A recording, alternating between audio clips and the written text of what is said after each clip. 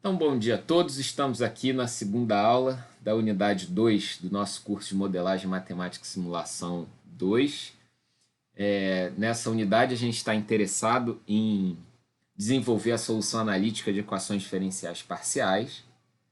E nesse nosso segundo encontro dessa unidade, a gente vai ver alguns exemplos que estendem a aplicação do método de separação de variáveis para outros casos que, de forma imediata, o método não seria aplicável.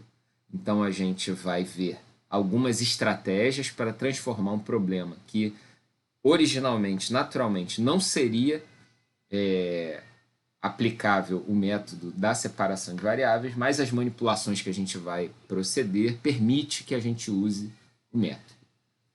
Então, são 4 casos que a gente vai trabalhar na aula de hoje, e o primeiro deles é um caso de um problema unidimensional em coordenadas cartesiano, problema linear, transiente, porém não homogêneo. E o problema que a gente vai enfrentar com relação à aplicação do método da separação de variáveis é justamente a existência dessas não homogeneidades. A gente vai ver o que a gente pode fazer nesse caso, tá, para resolver o problema ainda utilizando o método da separação de variáveis.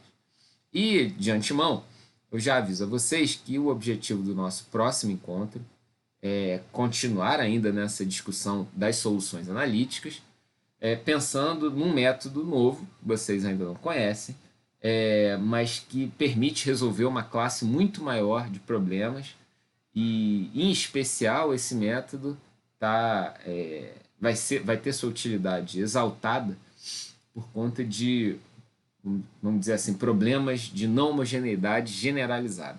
Tá? Então, isso a gente não costuma ver nos livros de cálculo do básico, né, de um curso básico, mas aí a gente vai estendendo essas coisas aqui, aumentando o nosso cinto de utilidades com ferramentas, estratégias e procedimentos que fazem com que a gente consiga resolver mais problemas. Por hora, nesse instante aqui, a gente vai ver o caso 1D cartesiano linear, não homogêneo e transiente. Aos poucos, a gente vai percebendo com essa construção estratégias que vão podendo ser somadas no nosso processo de solução para resolver esses problemas. Essa é a ideia, tá? Que a gente consiga construir juntos um cinto de utilidades, de estratégias analíticas para resolver esses problemas do tipo equação diferencial parcial. Então, como eu falei, né, vamos avançar nesse tópico. E um esquema, né, só para a gente organizar o nosso raciocínio em termos do problema que a gente está resolvendo, o esquema envolve o caso, cadê? Vem aqui, opa, o caso da parede, né, que a gente está analisando os efeitos térmicos em uma parede cuja espessura da parede é a dimensão relevante do problema, ou seja, a parede é infinita na direção vertical, né, e nos interessam os efeitos térmicos, já que a gente escolheu os problemas da equação de calor para orientarem a nossa construção matemática. Tá? Então, a gente tem aqui esse caso, né, da equação de calor, e aqui a parede, um D e tudo mais. Bom, o que a gente vai pensar aqui nesse problema? Como a gente fez antes, a gente tem, naturalmente, condições de contorno em cada lado. Né? Na aula passada, a gente viu uma condição de contorno aqui, por exemplo, de parede isolada, né? Tem até aqui um isolante, a ilustração de isolante. Aqui do outro lado, a gente tinha colocado convecção. Né? Não sei se vocês lembram, né, da nossa última conversa, mas tinha lá o termo fonte, que era o G ponto, as propriedades da parede, alfa, capa, né, a difusividade térmica, a condutividade térmica, a espessura da parede, e também o problema demandava a definição de uma condição inicial, ou seja, uma distribuição de temperaturas no instante inicial ali da análise que a gente vai conduzir. Tá? Bom, algo que vai ser importante é que a gente não pode se perder nesse aspecto. Um problema dessa natureza que a gente está trabalhando vai analisar os efeitos térmicos ao longo da espessura da parede. Naturalmente, isso se traduz por conta das condições de contorno que são estabelecidas no problema. Perceba que eu tenho uma condição de contorno para x igual a zero e outra condição de contorno para x igual a L.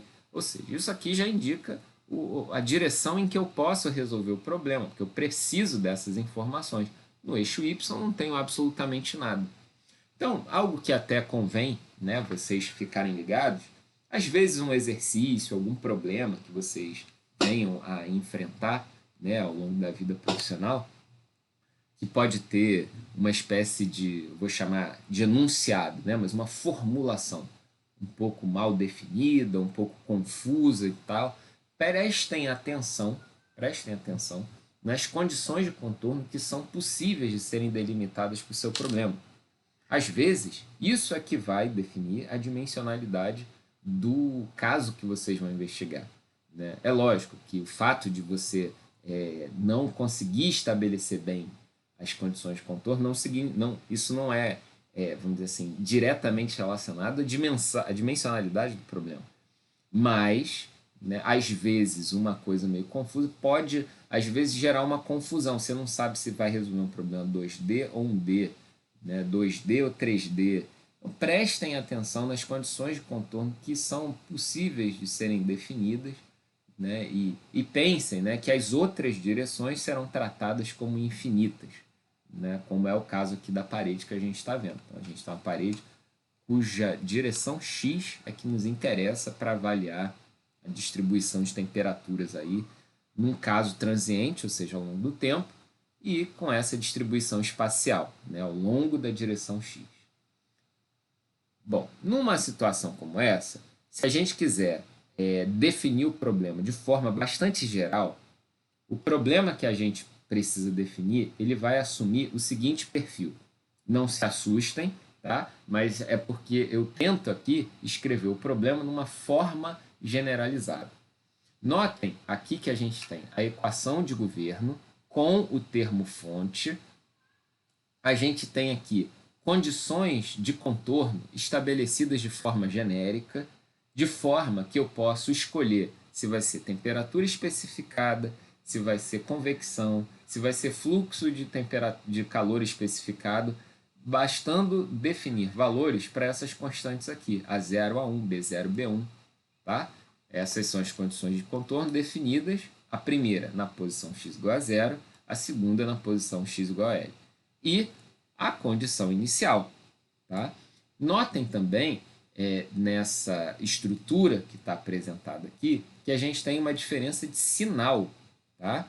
Uma diferença de sinal no que acontece na parte do fluxo de calor, porque um fluxo está definido para x igual a zero, ou seja, esse fluxo aponta para a direção negativa do eixo x lá na posição x igual a zero, né? Até voltar aqui no desenho para vocês terem com mais clareza. Então, eu estou falando de um fluxo que sai aqui por esse lado, e o outro caso aqui desse sinal positivo é aqui do lado do L, né, saindo na direção positiva ali do eixo x.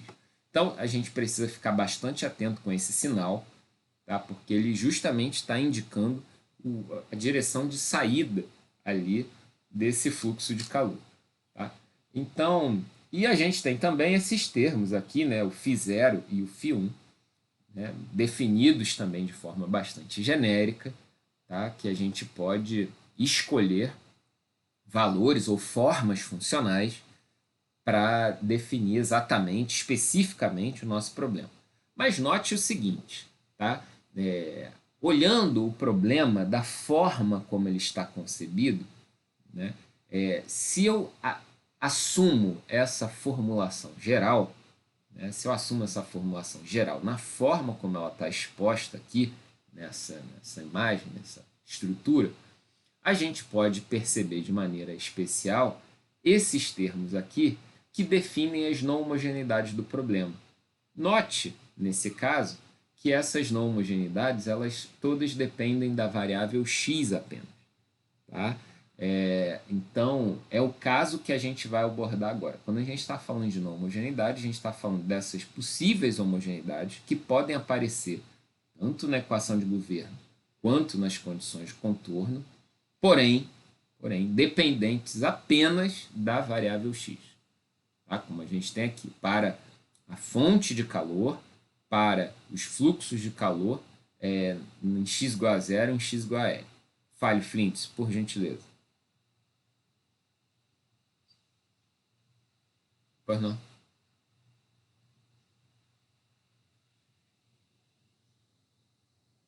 Tá. O G aqui, ele representa aquela fonte de calor que se manifesta ao longo do domínio como simplesmente produzindo energia. E lembra o caso que eu mostrei para vocês? Daquele filete que a gente encontra nos carros, no vidro para-brisas traseiro do carro, né? Que ele é uma fonte de calor. Eu não estou interessado em resolver o problema para aquele elemento. Aquele é só uma entidade que aparece ali no meu sistema, né? Que está jogando energia no processo. Se a gente estivesse analisando outro tipo de sistema, por exemplo, uma equação de conservação de massa. Um termo de geração seria um termo associado, por exemplo, à reação química. Tá? Do ponto de vista matemático, esses termos de geração eles são traduzidos também, outro tipo de linguagem, como aquelas funções de forçamento, né, que vocês encontram lá na solução de EDO, por exemplo, que exige que vocês demandem, construam uma solução particular para o problema de interesse. Né? Então, esse G está associado a esse elemento. Agora, o φ0 e o φ1 são funções ali que definem o seguinte, olha só. Vamos imaginar o seguinte caso. Vamos supor que A0, esse termo aqui, seja nulo. Ou seja, esse termo aqui vale zero, então eu vou cancelar esse camarada aqui. Né? Vai sobrar só esse termo, que pela forma dele, você pode lembrar que esse aqui está associado a um problema de fluxo de calor especificado na parede. Né? Bom, para você ter a condição de contorno, obviamente você precisa que o B0 aqui seja diferente de zero. Se fosse uma condição de contorno homogênea, o φ0 valeria zero. Tá? De forma geral, se eu tenho valores diferentes, não nulos, né, de A0 e B0, eu tenho o problema da convecção. Se eu tenho o valor nulo do A0, eu tenho problema de fluxo de calor especificado. E se eu tenho o valor nulo de B0, eu tenho temperatura especificada na parede. Só que aqui, na forma como a gente está apresentando o problema, a gente tem esse termo aqui, que é o que permite a gente fazer um julgamento sobre se o problema é não homogêneo ou homogêneo. Se fosse homogêneo, que seria zero. Mas eu estou colocando como se fosse não homogêneo. Tá? E ele precisa ser estruturado em termos, né, de uma dependência exclusiva da variável x. Tá? Então poderia ser, por exemplo, uma constante. Poderia isso aqui tudo ser 1, 7, π. Poderia ser e elevado a x, seno de x, tá? Qualquer função de x. Se eu pego o φ0 e digo, não, ele é nulo, então eu tenho essa condição aqui como sendo homogêneo. Deu para esclarecer? Deu para melhorar um pouquinho a ideia? O que você acha?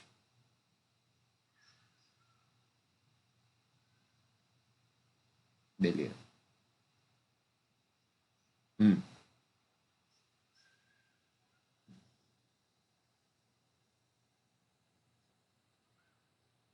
Isso. Isso.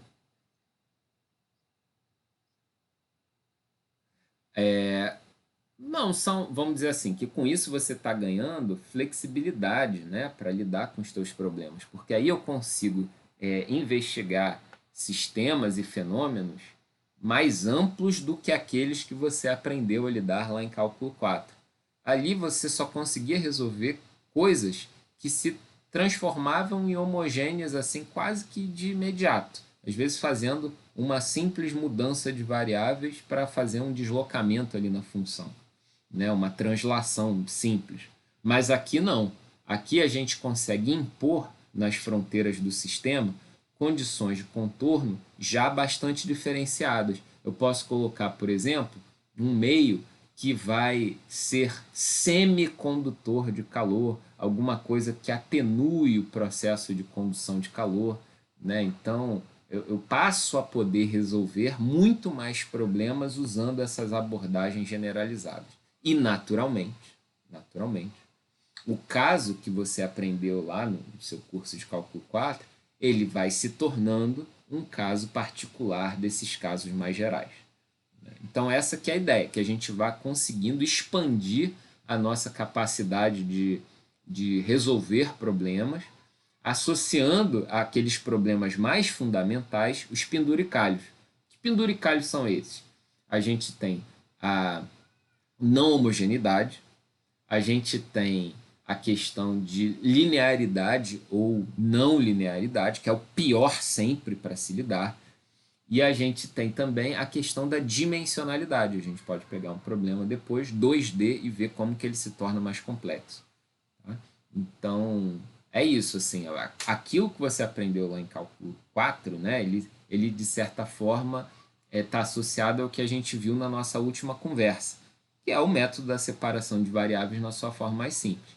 Esse método e os problemas homogêneos são fundamentalíssimos. Tá? Eles são essenciais, porque eles constituem a base da solução de todos os outros casos. Tá? A gente sempre vai pensar num problema homogêneo mais próximo do caso que nos interessa. Porém, os problemas reais, né, às vezes nos surpreendem com condições de contorno ou equações de governo que não sejam homogêneas. E aí, como é que a gente faz se o método lá não estava preparado para isso? Né? Então, a gente vai ver aqui juntos essas estratégias. Entendeu a ideia?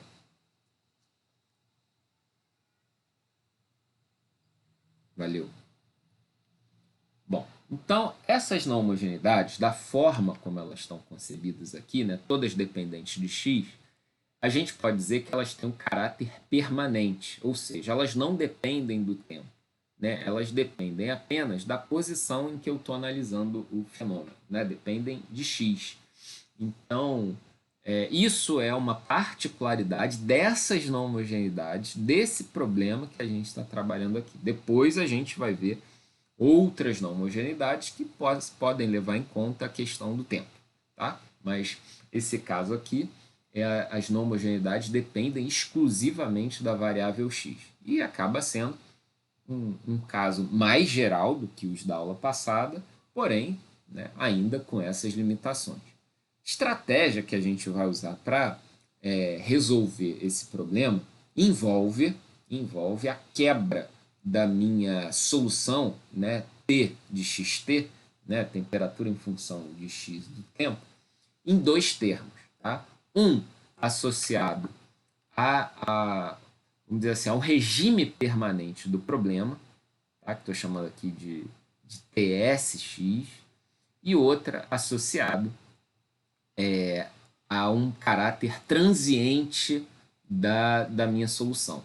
Tá? Então, quer dizer, no limite dos tempos longos, esse termo aqui tem que tender a zero, e esse aqui é que vai reger o comportamento da distribuição de temperatura. Né? Na condição de longos tempos, ou seja, lá no tempo tendendo a infinito, a gente tem que ter a convergência para uma condição permanente dessa distribuição de temperaturas. E aí a gente vai se salvar dessa enrascada a partir dessa estratégia, ou seja, quebrando a nossa solução em um termo associado ao regime permanente e um termo associado ao regime transiente. Tá? Aqui os índices SV são só para a bobeira assim, do inglês, né? S de steady, né? De permanente, e o V de variável, né? Associado ali ao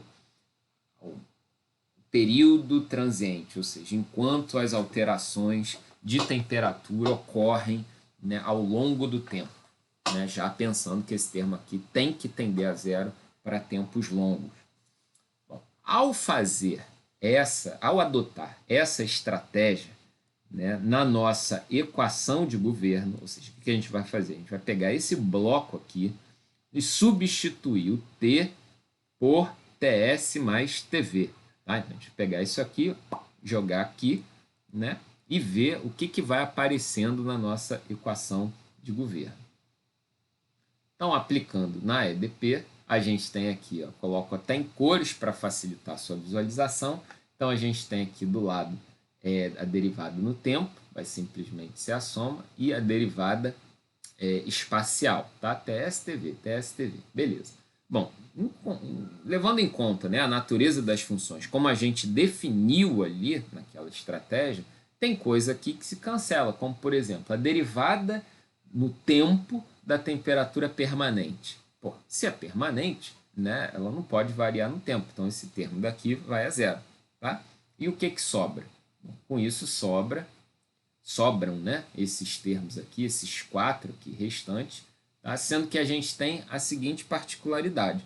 A gente tem 2 associados a TV, tem 1 associado a TS, e percebam aqui até que eu mudei o derrond para D, né, porque eu sei que ele depende só de X, e tem a não homogeneidade. Né? Botei tudo aqui igualado a zero, juntando tudo no mesmo lado da equação. O que a gente vai fazer agora? A gente vai pegar esse termo, que é essa equação, esse resultado aqui que a gente encontrou, a gente vai quebrar em 2 problemas.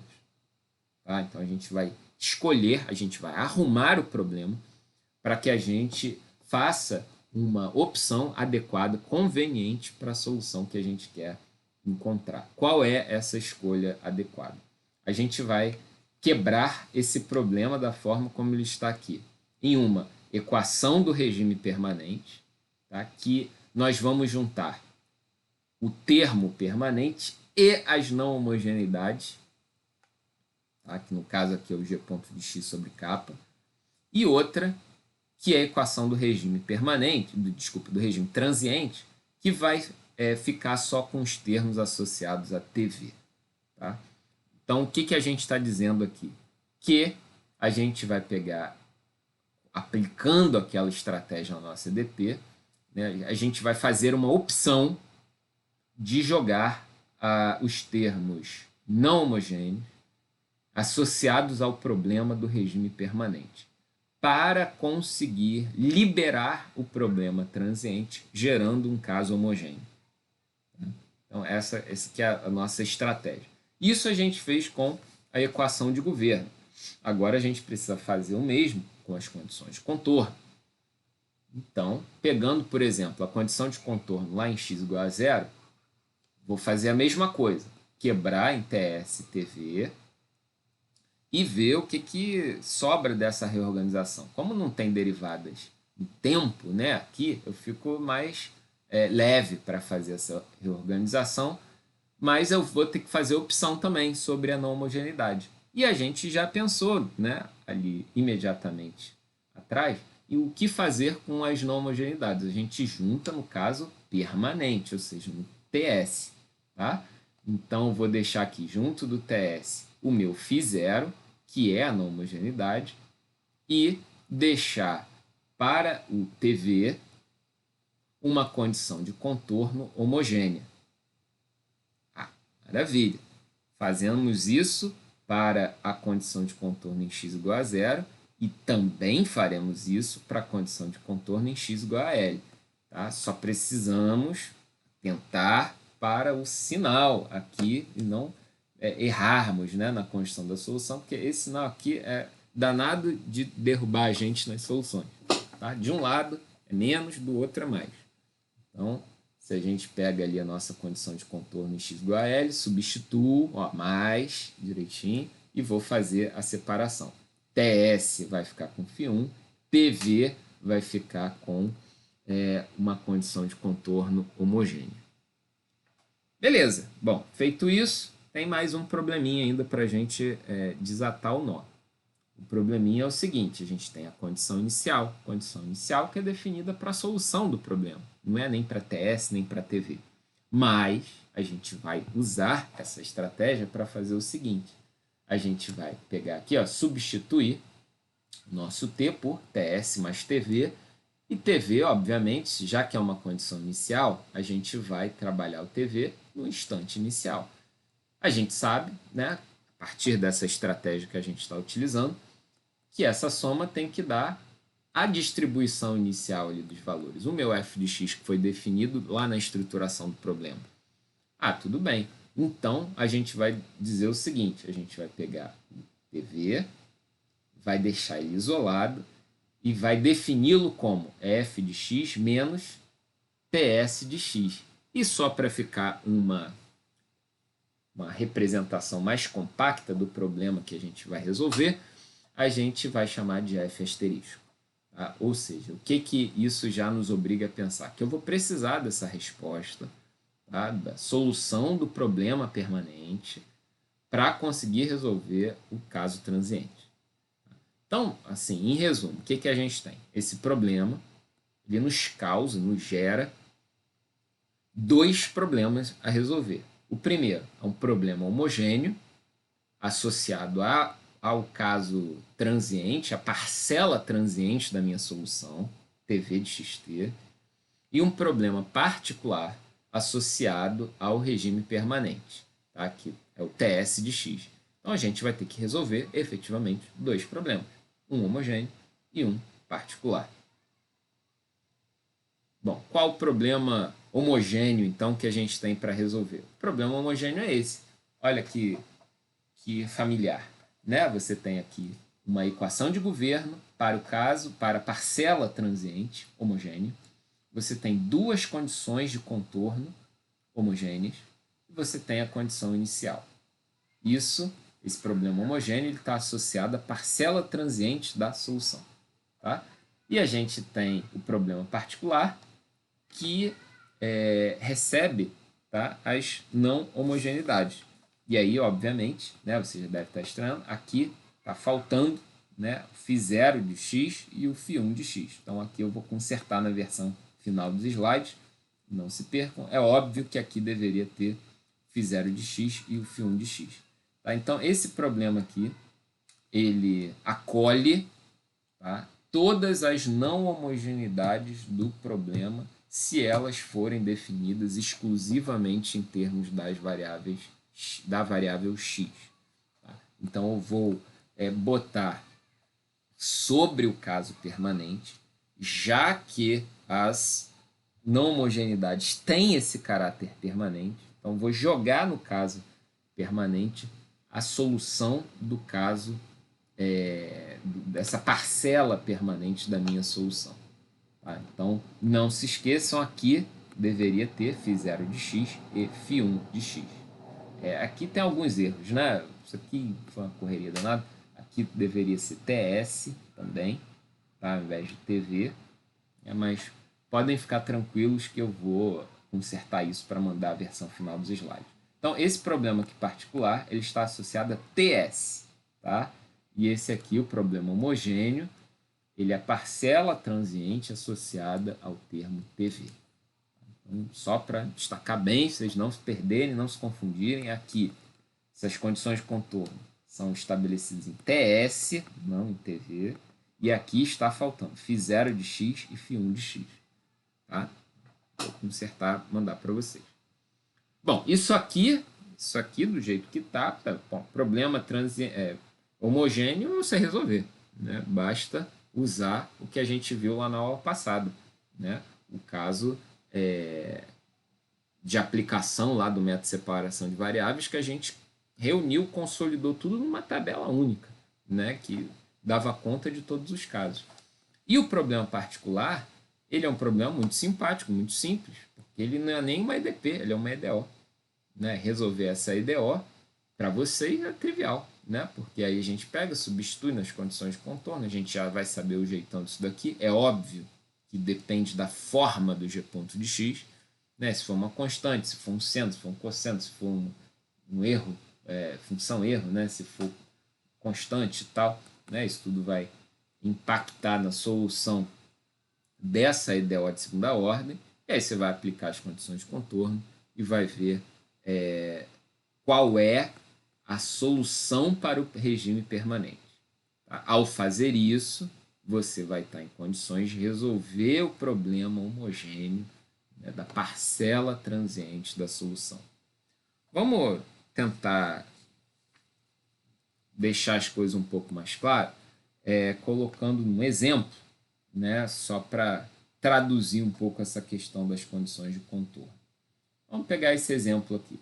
Tá? É um exemplo semelhante, tá? Que a gente vai estruturar as nossas condições de contorno em termos de temperaturas especificadas, né, em cada lado da parede.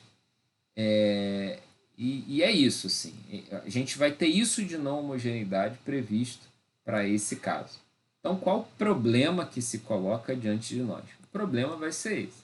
Não tem termo-fonte, tá? Não tem termo-fonte, porém, eu tenho duas condições de contorno não homogêneas, que são temperaturas especificadas diferentes de zero.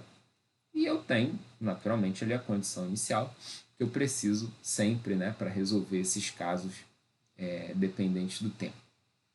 A estratégia que a gente combinou de usar seria essa, de quebrar a minha solução numa parcela transiente, uma parcela permanente, uma parcela transiente.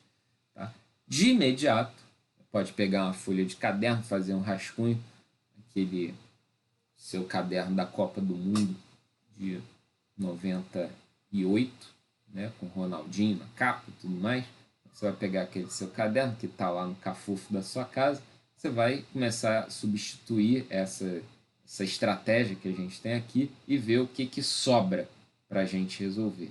Bom, ao fazer isso, você vai constatar o seguinte: você vai ver que o problema homogêneo a ser resolvido tem essa cara, para TV, as condições de contorno homogêneas, a condição inicial para o TV dependendo da solução TS e o problema particular, né? Olha que coisa simples.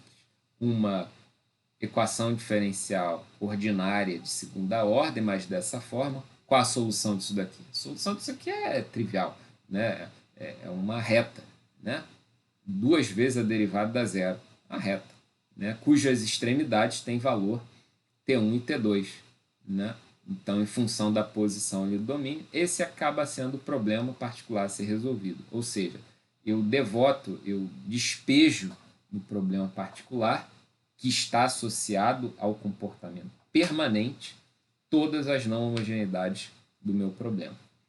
Então, esse problema particular aqui já nos permite obter de cara a solução permanente do meu problema, né? Ou seja, eu espero, né, que no regime permanente, como se traduz aqui pela solução matemática desse problema, eu tenho uma linha reta aqui na distribuição de temperatura ligando, né, esses valores T1 e T2. Uma linha reta aqui, né, que se manifesta nessa solução. E eu vou precisar dessa solução para encontrar a solução da parcela transiente. Tá? Aí você vai ver o seguinte, olha só, fala, bom, problema homogêneo eu sei resolver. Problema homogêneo, eu preciso da ajuda daquela nossa tabela de soluções que vem lá do método de separação de variáveis. Ah, beleza. Se você olhar a tabela, você vai ver que esse problema homogêneo, né, com duas temperaturas especificadas, ele está associado ao caso 9 lá da tabela. Basta você dar uma olhada lá nos slides, nas imagens da aula anterior, você vai ver que esse caso de duas temperaturas especificadas está associado ao caso 9. Tá? Bom, isso é ótimo, né? Porque aí a gente, ao identificar isso, né, a gente já pode partir para a solução sem fazer aquela grande construção e tal. Eu já parto direto porque eu já vou saber quem são as autofunções, qual vai ser a norma, qual vai ser a equação de autovalores. E aí, naturalmente, né, o que falta, né, o que vai passar a faltar, é de você implementar essas coisas para analisar o comportamento da função. Né? Bom, então, a gente tem aqui a solução do problema homogêneo, exatamente como a gente fez na aula passada. Né? Percebam aqui a presença do f asterisco, né? As autofunções, a integral ali dessas autofunções para determinar os coeficientes que estão aqui dentro desses colchetes. O termo que gera, né, a dependência temporal, e por conta do caso 9, a gente vai ver lá na tabela que as autofunções são seno de μ e x, que o o inverso aqui da norma é 2 sobre L, né? E que a equação de autovalores é simples dessa forma, né? Seno de μi vezes L igual a zero, o que nos leva aos seguintes autovalores, ao seguinte conjunto de autovalores. Tá? Que eu não vou nem precisar resolver uma equação não linear, como aquele caso que a gente viu na aula passada, né? Que era μ tangente de μL igual a uma constante. Ali precisava que a gente usasse algum método de solução de equação não linear para encontrar os outros valores. Mas aqui não, aqui de olho, você já tem um treinamento em matemática suficiente para identificar essas soluções. Bom, então, fruto disso, né, fazendo isso, essa construção toda que a gente veio desenvolvendo, né, o que nos resta? Nos resta juntar tudo. Né? Nos resta obter a expressão completa, final, para esse caso, para esse problema que a gente está usando aqui como exemplo. Né? Então, as expressões são imensas, tá? Não cai para trás, não grite com seu cachorro, tá? Mas aqui a gente tem a parcela permanente, tá? E aqui a gente tem a parcela transiente. Tá? E aí, bom, óbvio, né, que vai depender da forma lá do f, e aí a gente vai precisar resolver essa integral e tudo mais, mas isso aqui são os coeficientes, tá? Isso aqui são os coeficientes, e em função da posição, do instante de tempo e tal, a gente vai encontrar valores para cada posição e para cada instante de tempo da minha solução. Tá?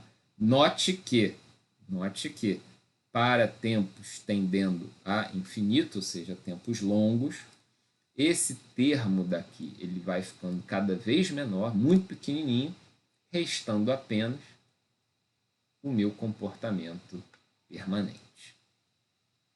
Bom, pergunta aos senhores. Tá beleza? Tá tranquilo? Tá favorável? Tá dando para entender? Ficou claro? Ficou obscuro? Deu para entender a estratégia, a aplicação? O que vocês acharam?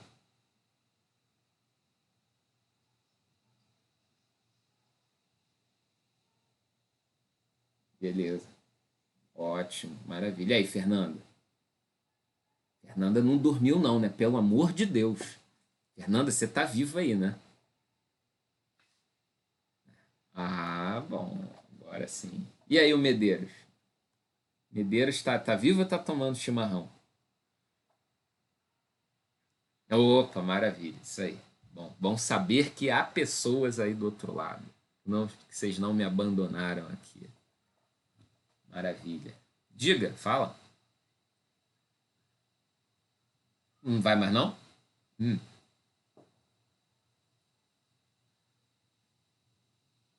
Tá em obra aí, cara? Maravilha. Diga. Uhum. Aham.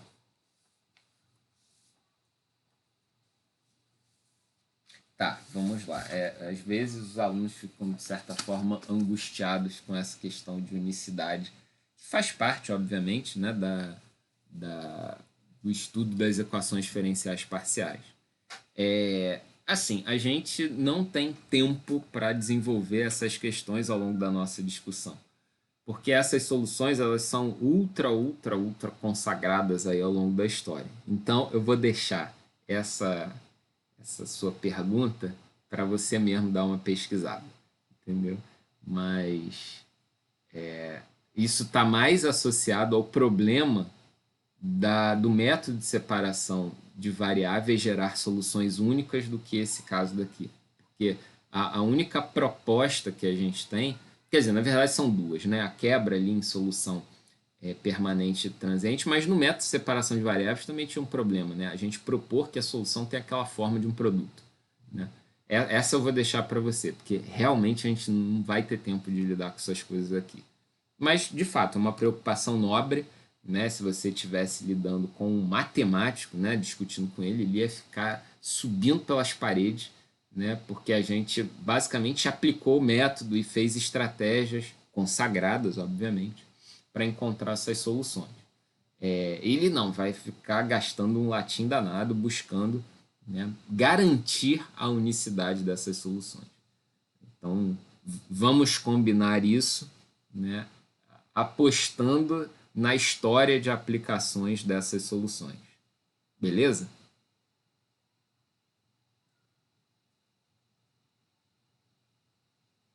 Ferro?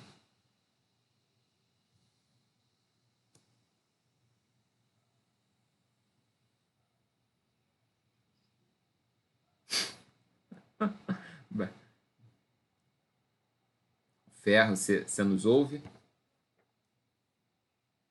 Ih, cara, de repente até deu ruim, como vocês dizem na internet dele lá.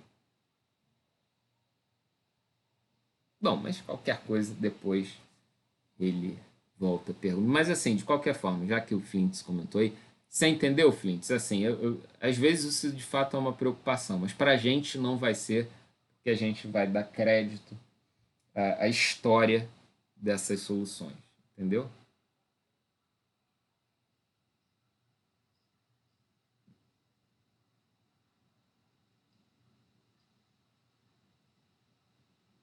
Uhum.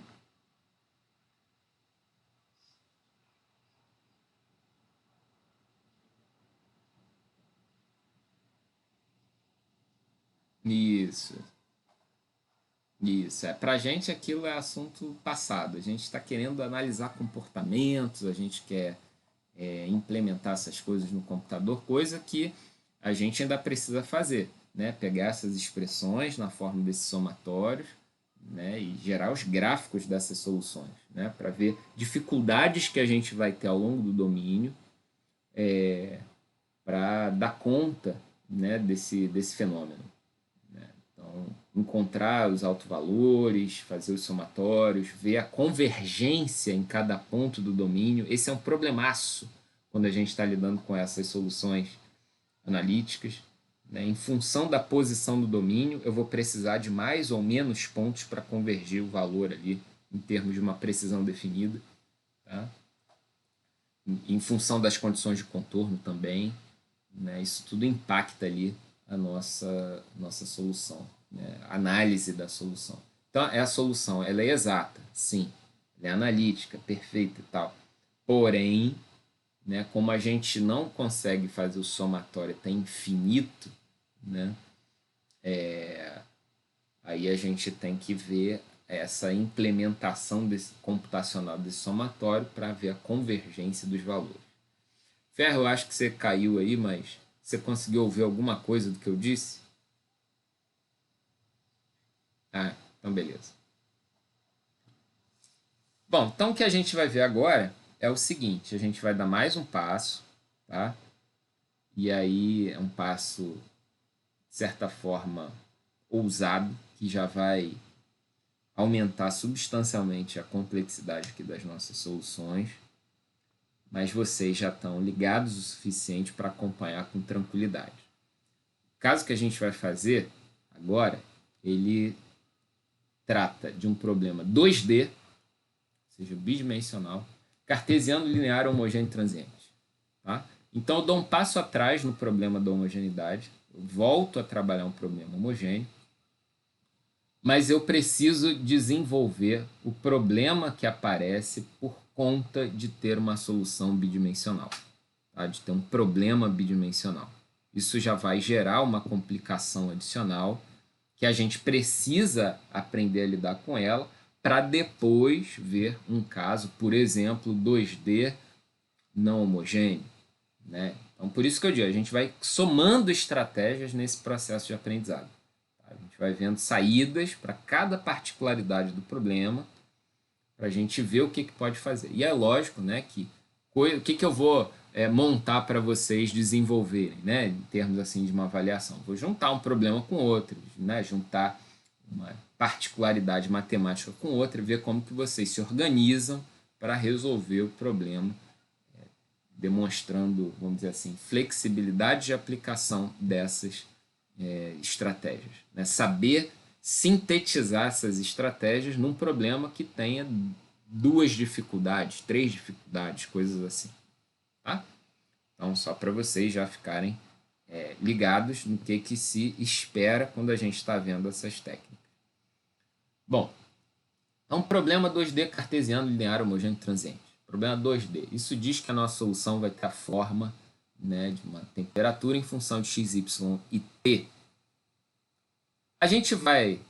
Ixi, faltou uma... aqui. A solução será estruturada, né, sem especificar condições de contorno. A gente vai dar uma abordagem completamente geral em termos da estrutura da solução, mas para não ficarmos repetindo um monte de coisa desnecessariamente, eu não vou apresentar explicitamente as condições de contorno, mas vou dizer assim, elas foram definidas, né, mas não vou dizer quais são.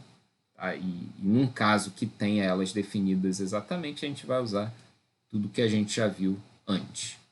Então, o que significa um problema 2D cartesiano linear homogêneo transiente?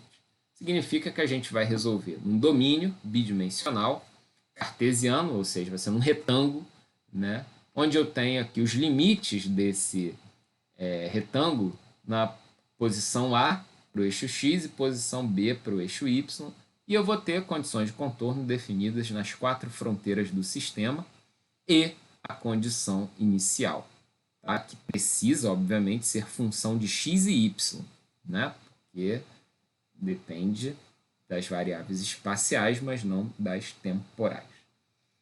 Bom, se o nosso problema é homogêneo e tal, transiente, 2D, o problema que a gente vai resolver é esse daqui. Tá? Então, eu tenho aqui a equação de governo, né? O termo aqui associado ao acúmulo igual ao laplaciano da temperatura, laplaciano em coordenadas cartesianas, tá? E a condição inicial do problema. As condições de contorno foram completamente suprimidas, a gente vai trabalhar de forma geral. Beleza. Então, importante destacar, tá? Nesse caso aqui, a gente tem as equações de governo e as condições de contorno homogêneas. Portanto, o que a gente vai usar para resolver esse caso?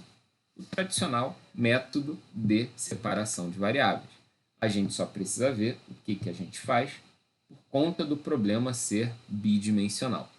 Aí vai ver, do ponto de vista da solução, o nível de complicação que aparece. Bom, então, se o problema é homogêneo, baseando-nos no método da separação de variáveis, a gente pode propor que a solução tem o seguinte padrão. Tá? Vai ser um produto de um fator que depende de x, de um fator que depende de y, de um fator que depende de t, né? Fator temporal. Assim como a gente fez antes lá para o caso unidimensional homogêneo. Ao fazer isso, aplicando na nossa equação diferencial parcial, eu fico, né, com todos os termos aqui. O que não depende da variável que está acontecendo a derivada, eu já coloco para o lado de fora, tá? E já transcrevo aqui na forma de derivadas baseadas em uma variável só, né? Então, d de gamazão dt, d2x dx2, d2y dy2. Tá? E isso aqui, como não depende de y, não depende de x, não depende de t, ficam do lado de fora, né, da nossa derivada. Bom, como a gente fez antes, faremos aqui também. Nós dividiremos essa expressão pelo produto x, y, gama, tá? De forma que a gente consiga montar blocos que dependam de cada fator exclusivamente. Então, tem o bloco aqui do gama, o bloco aqui do x, o bloco do y. Beleza? Bom, quando a gente tem isso, né, já que tem todas essas variáveis envolvidas, o procedimento que a gente adotou lá para o método de separação de variáveis era pegar essa igualdade e dizer o seguinte, olha, para isso ser possível, é necessário que haja a igualdade a uma constante, né, e essa constante tem uma característica, ela precisa ser negativa. Por que ela precisa ser negativa? Porque o sinal negativo está ligado ao sentido físico para ter tendendo a infinito, para os tempos longos, né? Porque se essa constante não for negativa, eu vou ter um aumento indefinido da valor ali, da grandeza que eu estou analisando com a temperatura, caso que não ocorre, né, na prática, nos sistemas que a gente está interessado. Né? A gente sabe que ao longo do tempo, o fator tempo se anula, né? Então, a gente precisa, né, que essa constante associada ao gamazão, né, que reúne ali o fenômeno temporal, ele vá se esvaindo aí ao longo do tempo. Então, isso só é possível colocando aqui menos beta ao quadrado. Beleza. Bom, feito isso, então, qual a solução do problema para o gamazão? Idêntico ao que fizemos antes. Tá? A solução para o gamazão vai ter essa forma. Aqui, desculpem, faltou 1 sobre alfa, né? Corrijo, depois coloco lá para vocês, né? Para o alfa aparecer aqui. Então, a solução para o gamazão vai ter esse padrão. Exponencial de um fator do tempo negativo, né? Então, decresce ali exponencialmente com o tempo. Beleza. Para x e y aí tem um jump of the cat, né? O pulo do gato. A gente precisa desmembrar o nosso beta 2 em 2 fatores. Aí que começa a complicação, tá? Então, a gente precisa desmembrar o beta 2 em 2 fatores, que eu vou chamar aqui de gamazinho e lambda, tá? Como termos ao quadrado também, de forma que a gente, usando os termos que restaram, né? Lembra ali? Vou até voltar para você não se perder. Aqui, ó, a gente deixou esses 2 termos juntos, tá? A gente deixou esses 2 termos juntos. Então, ao fazer ali a quebra em gamazinho ao quadrado mais lambdazinho ao quadrado, né, a gente vai pegar esses termos e atribuir cada um deles, um para o x, outro para o y. Tá? Então, a gente vai ter o gamazinho para o x e o lambda para o y. Beleza? Então, a nossa estratégia se fundamenta nessa construção. Quebrar ali o beta em 2 termos e associar cada um, como se diz, a cada qual. Né? Um a x, outro a y. Bom, então, aliadas às condições de contorno estabelecidas, as 2 equações elas vão nos permitir encontrar as nossas autofunções x, y e com a tabela de soluções. Né? Porque aí o que eu vou ter? Eu vou ter problemas, né, definidos para as condições de contorno especificadas, né, que eu vou separar, estou usando separação de variáveis, e vou ter algo que eu vou identificar lá na tabela para o x, algo que eu vou identificar lá na tabela para o y, né, e vou ter as autofunções para o x, autofunções para y, para montar a solução. O que eu quero dizer com isso? Eu quero dizer com isso que eu vou ter um problema em x, equação diferencial ordinária em x com as condições de contorno, e um problema em y, né, uma equação diferencial ordinária em y, para o nosso caso, aí, em função lá das condições de contorno que eu tiver. O lance é o seguinte, já que, né, eu defini ali, que é a estrutura básica do método de separação de variáveis, a solução pelo produto, né, x, y e gamazão, a solução geral vai ser a superposição de todas as soluções possíveis. De todos os produtos possíveis de autofunções e tal, vai ser uma confusão danada. Né? Mas é isso mesmo. Né? Então, aqui, autofunção, autovalores, norma, da mesma forma. E a solução, então, vai ser a combinação de tudo que é possível, usando os índices diferentes para o y, para o x e para o y. Né? Então, vou ter gama 1, x1, y1, gama 1, x2, y1, vai indo, gama 3, x2, y5, e quantos termos forem necessários para conseguir a convergência ali nos pontos de interesse. Tá? Então, vai ficar um negócio bastante grande, bastante muitos termos cruzados, né? X para o y e tal. Em princípio, eu não tenho como saber quantos termos em y serão necessários, quantos termos em x serão necessários, né? Tudo isso precisa ser analisado em termos de uma convergência desses termos, a contribuição de cada um deles para o valor que eu estou analisando. Ou de forma compacta, né? A nossa solução vai ter esse perfil. Vai ser um somatório do somatório, né, de coeficientes associados a produtos de x, y, j. E aqui eu tenho essa exponencial, aqui faltou o tempo, né?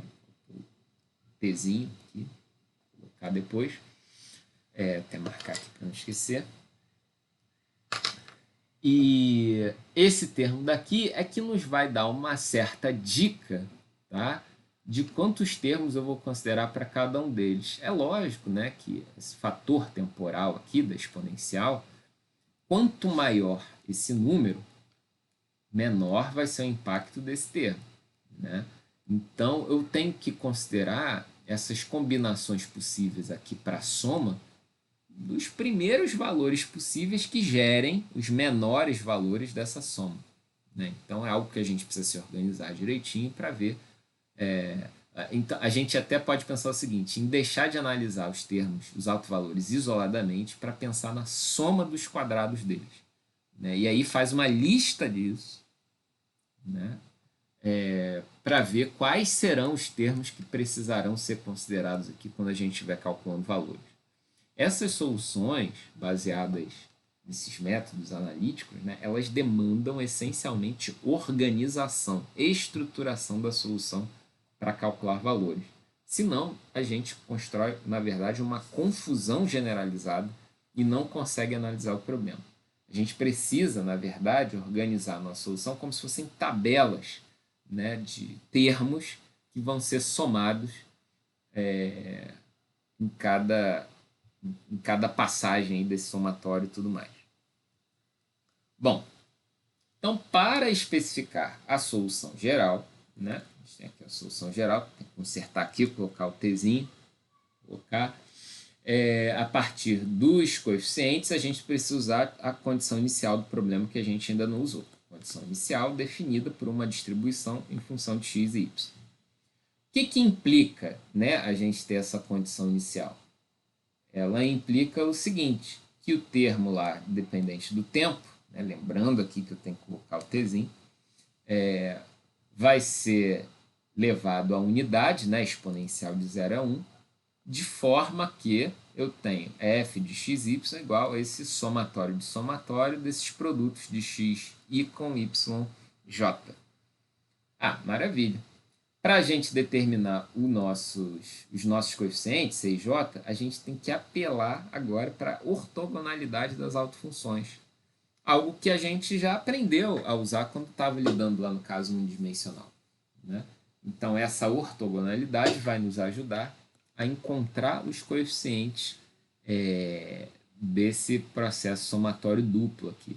Bom, como é que é essa ortogonalidade? Igualzinho que a gente viu antes. O produto interno das autofunções x vai ser nulo se diferente de j, vai ser igual a norma se igual a j. O produto interno das autofunções y vai ser igual a zero se diferente de j, ou igual a norma se igual a j. Mesma coisa, a gente só tem que saber usar essa propriedade para conseguir calcular os coeficientes. Tá? Então, o artifício vai ser bem parecido com o caso 1D, só que agora a gente tem que fazer esse processo 2 vezes. Em resumo, é isso que a gente vai fazer. A gente vai usar aquele procedimento 2 vezes. Tá? Então, começando aqui, eu vou pegar, multiplicar aquela análise ali do caso inicial, né, da distribuição inicial de temperaturas, multiplicar por uma autofunção, chamando aqui de xk, né, dos dois lados, e fazer a integral de 0 a a, né, fazendo a integral aqui. Beleza.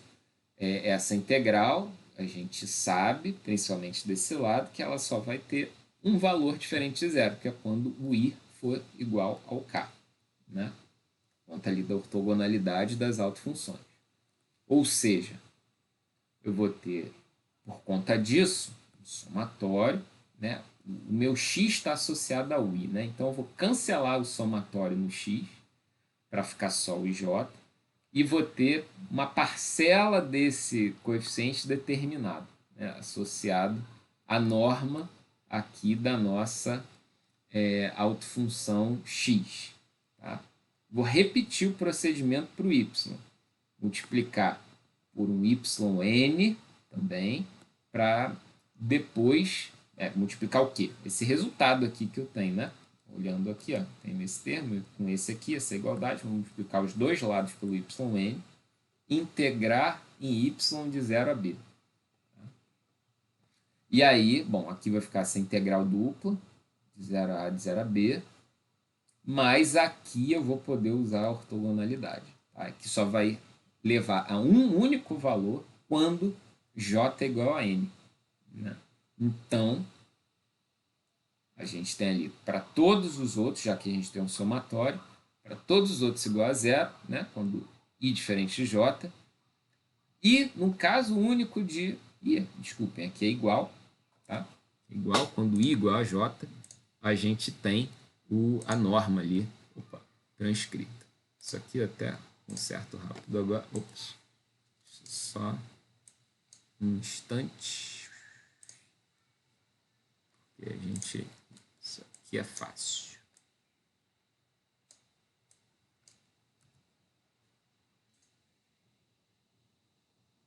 Pronto. Tá, então a gente tem aqui a norma quando i igual a j, que é o único caso que vai sobrar aqui desse somatório. Então a gente vai conseguir eliminar com esse somatório substituindo por um termo apenas. Como resultado, então, a gente vai ficar com essa integral dupla aqui. Sinto muito, né? É feio, mas é exato. Então, temos vantagem nisso. As normas associadas às autofunções e o meu coeficiente determinado, né? Porque aí eu consigo isolar esse camarada, né? Jogando esses termos ali para o outro lado, fazendo uma troca aqui dos índices, né? Já que tem um caráter geral. Então, CIJ vai ser esse 1 sobre a norma em x, 1 sobre a norma em y, integral dupla de f de xy vezes as autofunções. Pois é, né? Isso aí. Mas qual a vantagem que a gente tem? Vendo a tabela, conhecendo as autofunções, a gente tem valores muito bem definidos, constantes, exatos, né, a partir dessas integrais. Né? Em função da forma, né, das minhas autofunções, essas integrais podem ser mais simples de serem calculadas ou completamente horríveis. E aí você pode, em função disso, usar até um procedimento numérico ali para calcular a integral por praticidade. Tá? Por praticidade. Mas é lógico, se você tiver a expressão analítica dessa integral dupla aí, vai ser melhor. Tá? Bom, então, a solução final, né, do nosso problema, para o caso homogêneo, vai ter a seguinte forma. Né? Somatório dos coeficientes, não se assustem dos coeficientes, produto interno, nada de produto interno, produto das autofunções e o termo dependente do tempo. Tá? Exponencial decrescente ali no tempo. Tá? Então, isso aqui, a pior parte que a gente tem é sempre ligada ali à determinação dos coeficientes a serem determinados. Beleza? Deu para acompanhar, né? Aquela parte ali de fazer duas vezes, né, o produto interno, demanda vocês fazerem uma revisãozinha, né? Então, primeiro faz um, encontra um resultado. Depois joga o outro para integrar e fazer a análise ali do resultado, de forma que a gente consiga botar tudo em função das normas das autofunções. E isso faz com que a gente encontre os coeficientes. Tá? Em resumo, é isso. Deu para compreender? Deu para, pelo menos, ter uma luz assim do procedimento? Vocês me dizem.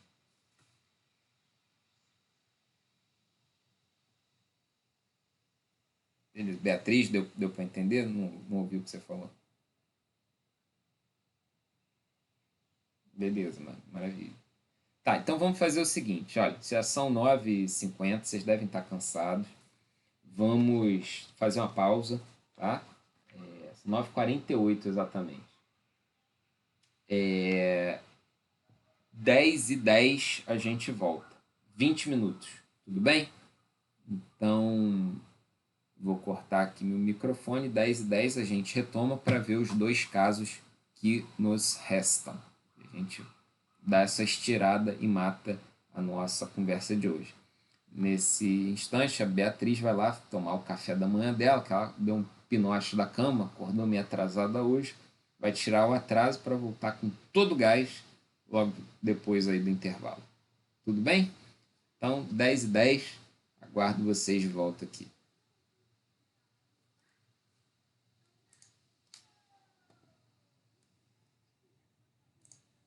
Valeu!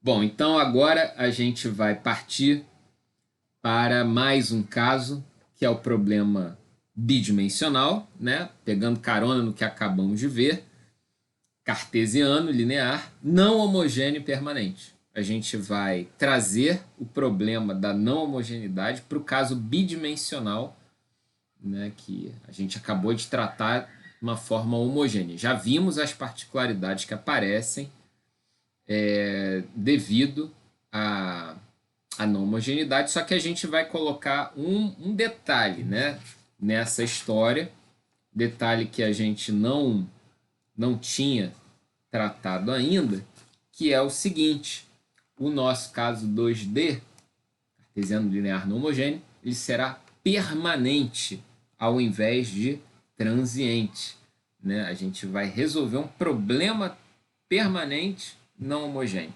A gente vê o que a gente pode fazer dentro dessa estrutura, tá? Bom, então, aparecer aqui. Então vamos considerar um caso não homogêneo, tá? E um caso homogêneo sem geração, assim. Ele é não homogêneo nas condições de contorno, mas a equação de governo não possui termo de geração, tá? As não homogeneidades elas se manifestam apenas nas condições de contorno. Vamos ver o que a gente consegue desenvolver dentro desse caso. Tá? Então, assim, eu deixo essa frase aqui de início só para você ter bastante clareza do que a gente vai atacar. É um caso não homogêneo, só que quando a gente está falando de não homogeneidade, a gente está falando de não homogeneidade das condições de contorno. A equação de governo ela é homogênea. Tá? Então, ainda assim, a gente pode usar o método da separação de variáveis. Tá?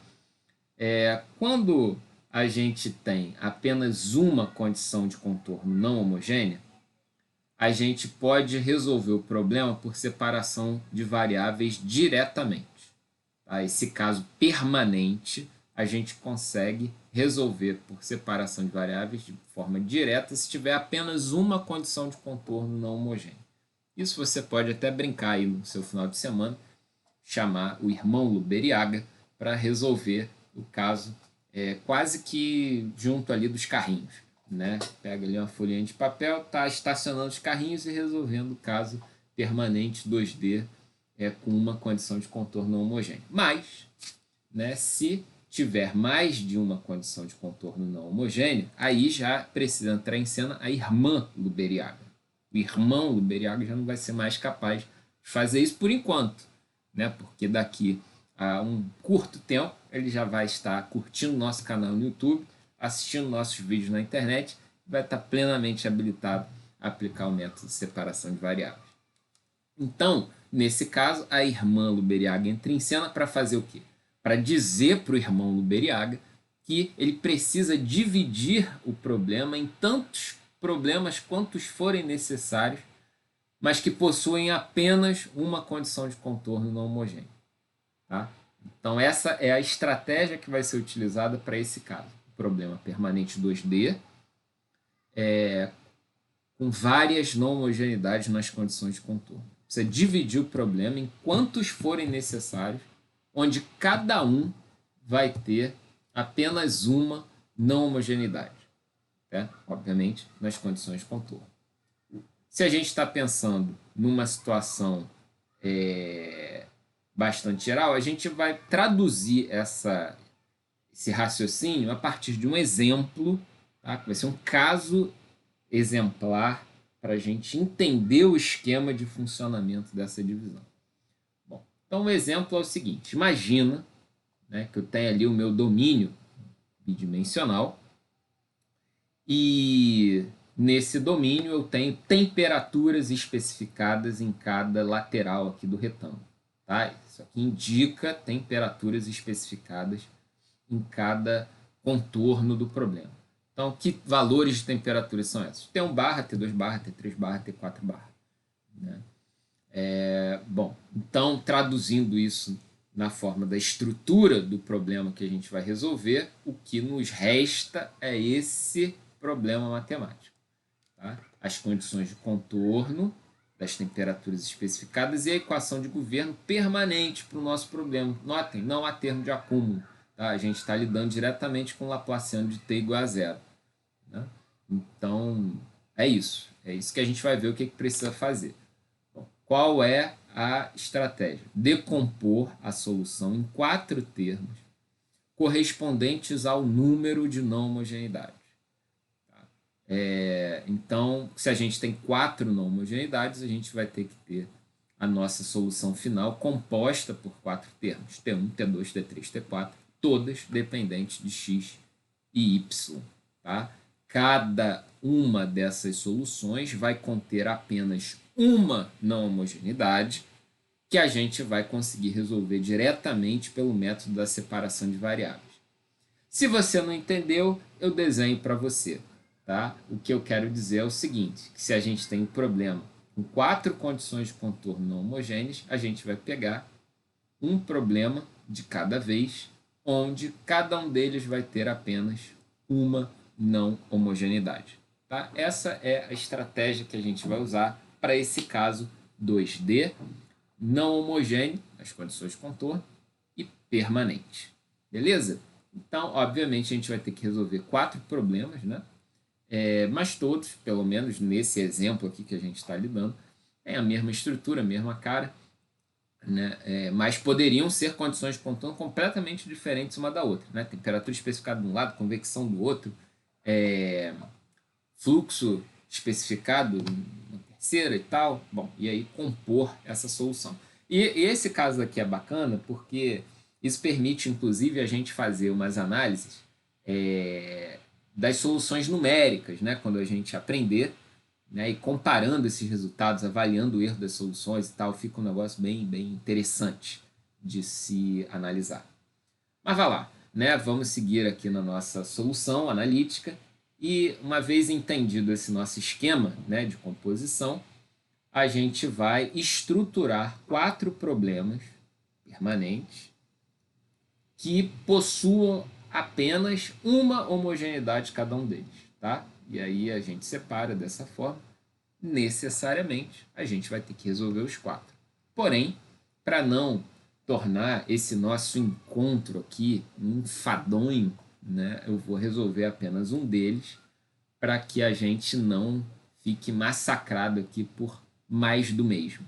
Né? Então, vou pegar um só, esse caso aqui, o T1, né, vou resolver e o que eu fizer aqui vai servir analogamente para os demais. Né? Vocês gostam dessa palavra, analogamente, né? É o termo da preguiça, né? Você faz uma vez e diz que para os outros é igual, né? Mas também estou com preguiça, então a gente vai fazer uma vez só. Então vamos supor, né, que para esse caso aqui, nosso T1, a solução seja separável, tá, no seguinte padrão, né? T1 de xy vai ser igual a x1, y1.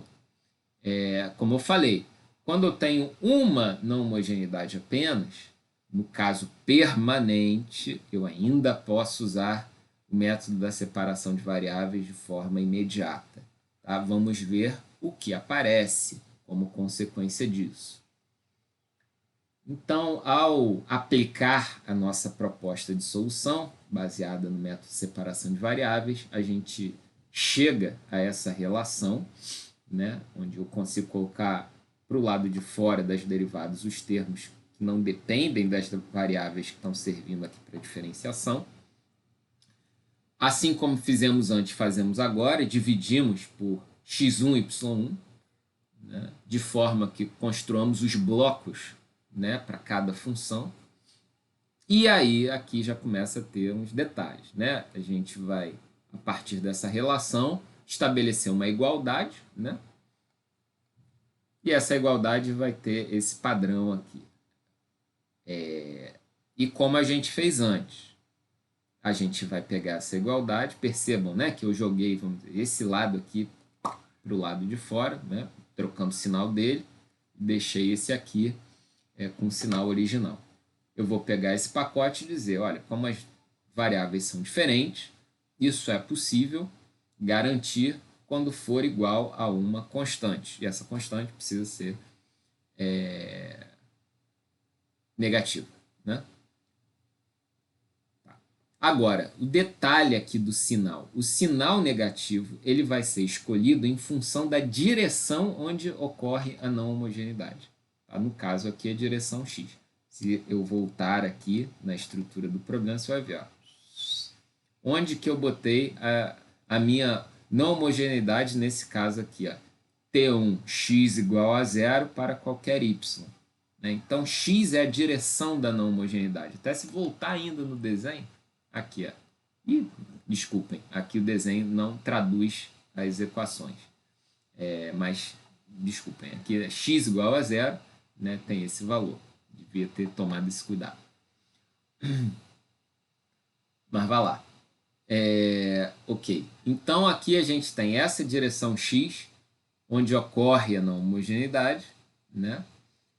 Então, a gente tem que ficar ligado nisso, porque isso vai ser importante para a gente construir a solução. Tá? Como eu disse, no problema, ó, T1 de x igual a zero para qualquer valor de y vale T1 barra. Tá? Com isso, então, a gente tem os seguintes problemas. A gente tem um problema para y, que é homogêneo, e tem o problema para x, que é não homogêneo. Perceba também o seguinte, essa solução aqui para y homogênea, a gente sabe resolver de imediato, né? Equação diferencial segunda ordem, ordinária, né? Com essas condições de contorno, é algo bastante simples. Essa daqui tem a particularidade de ser sinal negativo, diferente das coisas que a gente estava fazendo. Tá? E aqui, para o caso dessa condição da temperatura, né, eu preciso levar em conta esse produto. Tá? Então, aqui eu tenho problema homogêneo, que equivale ao caso 9 da tabela. Maravilha, está lá na tabela, a gente sabe fazer de imediato. E as autofunções e autovalores são dadas pelo seno e por π sobre b. Né? Então, beleza, né? Uma coisa bastante simples. O problema está mais nesse caso aqui. Né? Esse caso aqui, ele vai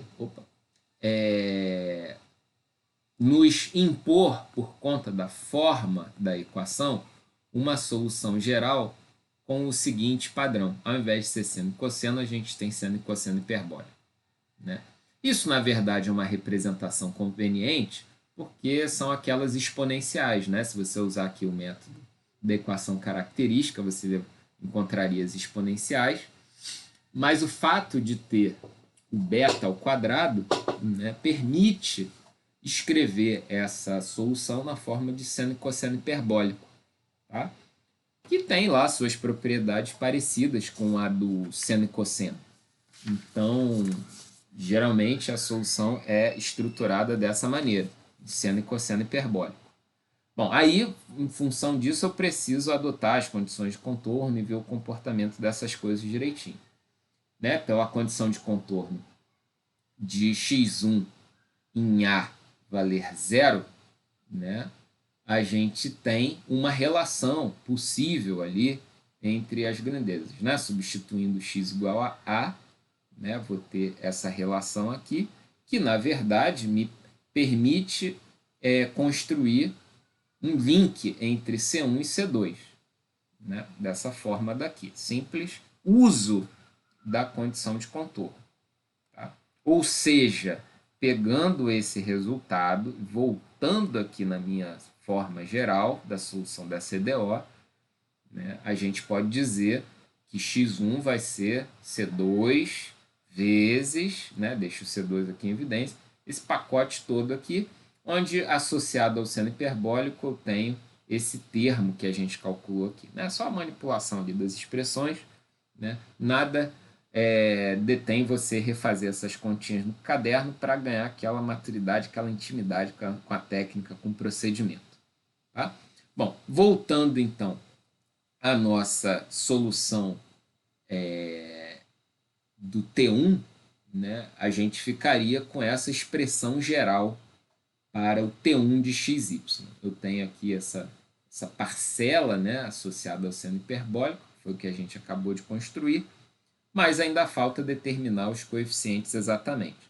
Se esse caso é permanente, eu não tenho mais aquela condição inicial para extrair os coeficientes, né? Mas eu tenho algo que eu ainda não utilizei, que foi a outra condição de contorno. Eu ainda não usei essa daqui, e vai ser justamente essa que a gente vai precisar usar para determinar os coeficientes. Então, façamos isso agora. Né? Vamos calcular os coeficientes usando a condição de contorno não homogêneo. Então, a gente tem que T1, x igual a zero para qualquer valor de y, vale T1 barra. O que isso significa? Isso significa que nessa expressão aqui, se eu substituir o x igual a zero, né, o que foi feito aqui, usando os termos aqui que eu já tinha encontrado, dessa relação entre os dois, né, eu vou ter condições de determinar o coeficiente. Como é que a gente prossegue nessa ideia, nessa busca dos coeficientes? Bom, pela simples expressão aqui do seno hiperbólico de beta i vezes zero, cosseno hiperbólico de beta i vezes zero, o que vai acontecer? Isso daqui vai se anular. Né? Isso aqui morre, sobrando apenas a unidade aqui no cosseno hiperbólico de zero. 1 vezes seno de beta i vezes y vai fazer com que T1 barra seja esse somatório aqui.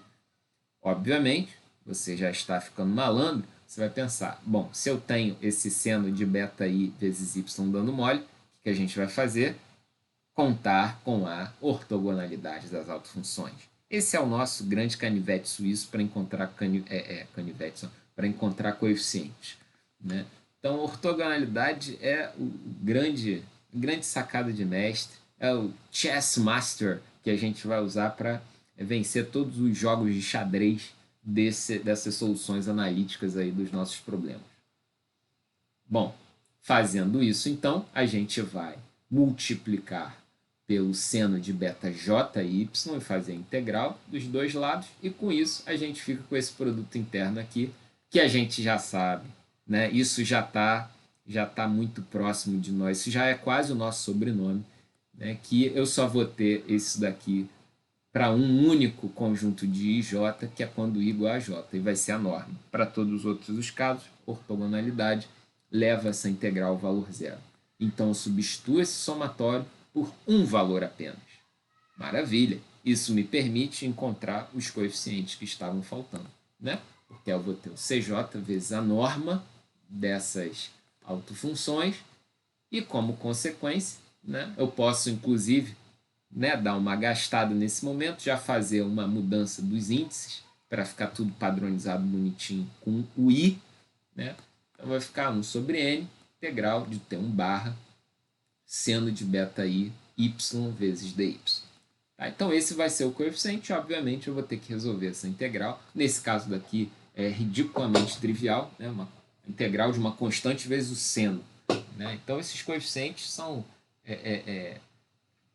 trivialmente determinados. Tá?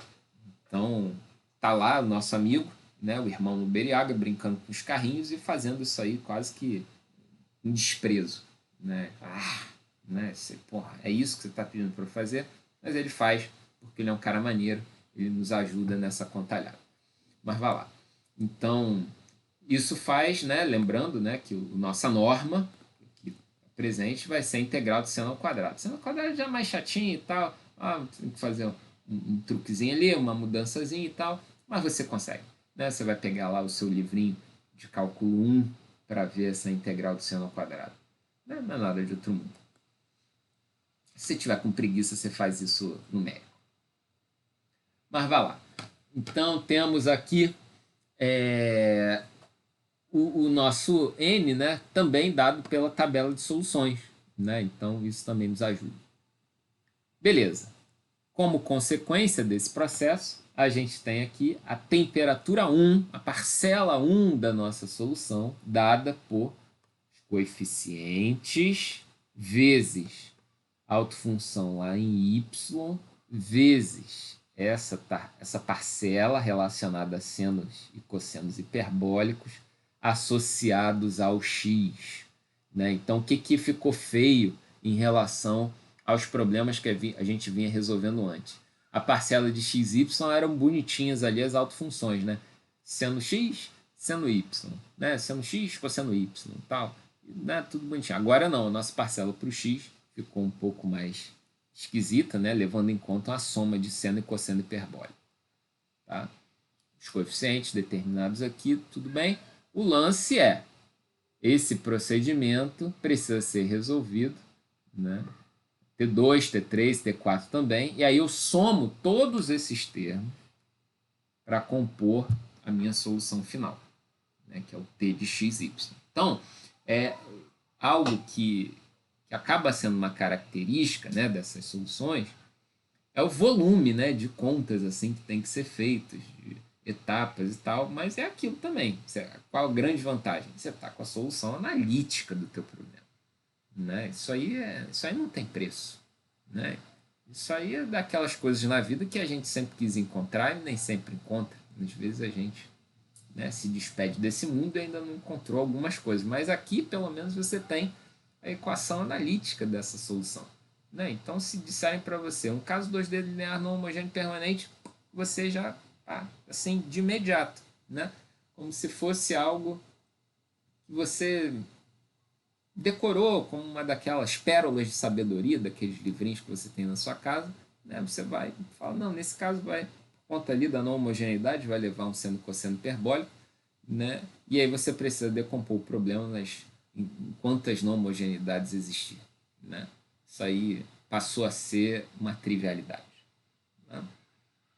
Tudo bem? Assim deu para captar a ideia? Então, a particularidade desse caso é a presença de seno e cosseno hiperbólico, né? Onde eu tenho as não homogeneidades aparecendo nas condições de contorno. Tá? Nas condições de contorno. Beleza? Tamo junto? Entenderam? Dúvidas? Reclamem, chorem, agradeçam.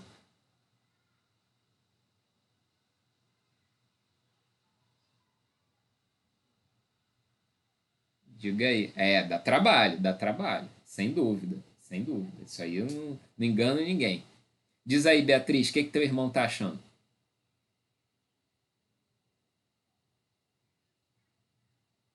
Fazendo prova? Nossa! É Luberiaga de um lado tendo aula, Luberiaga do outro tendo aula. É um massacre, né? Mas não vai dar cola pro teu irmão, não, hein? Não é só porque ninguém tá vendo que ninguém tá sabendo. Não aproveita, não. Estamos todos de olho.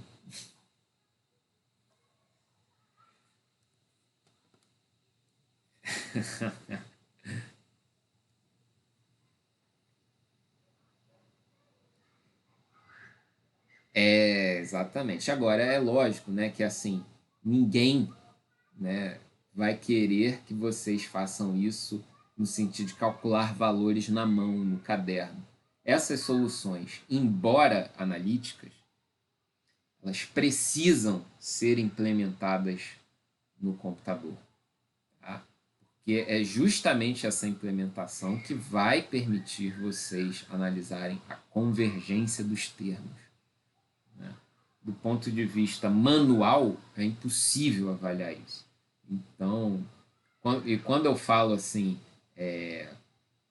implementação computacional, nem que seja um Excel da vida, né? Que vai fazer as contas de forma automática, né? Por mais ineficiente que seria, né? Mas até isso já é razoável em comparação com esse tipo de coisa. Tá? Fazer na mão jamais, né? As contas, encontrar os valores, nunca. Mas a implementação computacional disso é importante. Organizar isso de uma forma adequada, né? Para você poder avaliar, em especial, o número de termos envolvidos. E aí, para cada um dessas componentes, né? T1, T2, T3, T4. Então, assim, até em comparação com o período passado, vocês podem ficar ligados no seguinte: nossa, né, no período passado a gente fazia ali uma determinada solução, e às vezes tinha uma maior ou uma menor dificuldade e tal, mas era pá, né? Você chegava ali numa solução e pronto, acabou o problema, né? O máximo que tinha ali de complicação era aquelas soluções baseadas em série, né? Mas ainda assim os procedimentos eram bem definidos e as soluções bem conhecidas.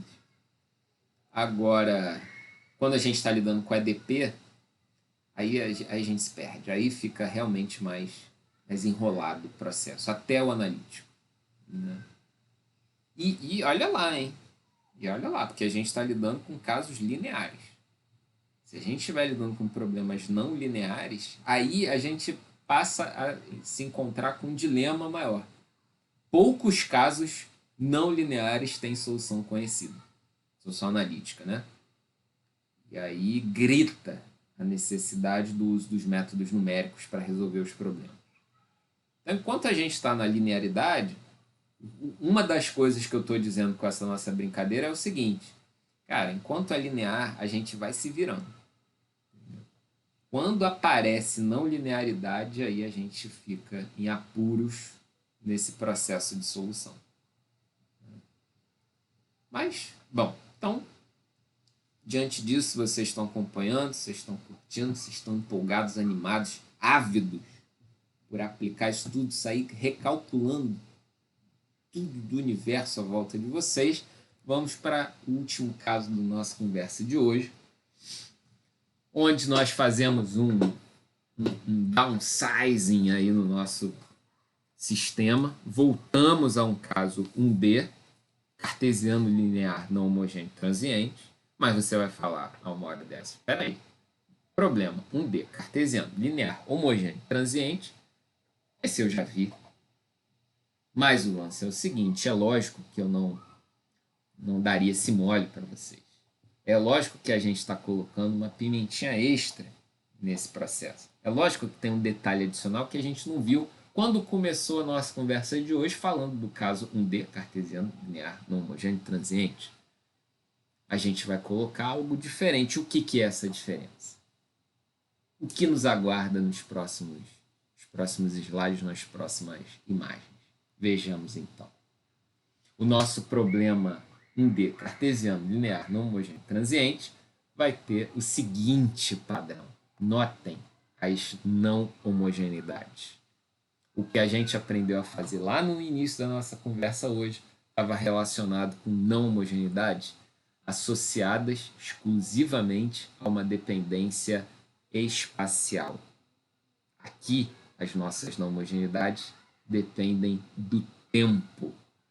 Então, note a natureza das não homogeneidades. Elas são temporal dependentes, né? O tempo dependente.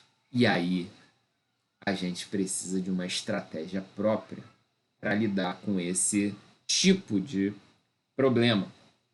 Porque se lá atrás, no início da nossa conversa de hoje, se a sua memória já não foi para o arquivo morto, a gente usou aquela estratégia de separar o problema num problema permanente e um problema transiente. O que a gente vai fazer agora se as não homogeneidades são transientes? Qual vai ser a saída? A saída, então, ela se baseia nessa decomposição.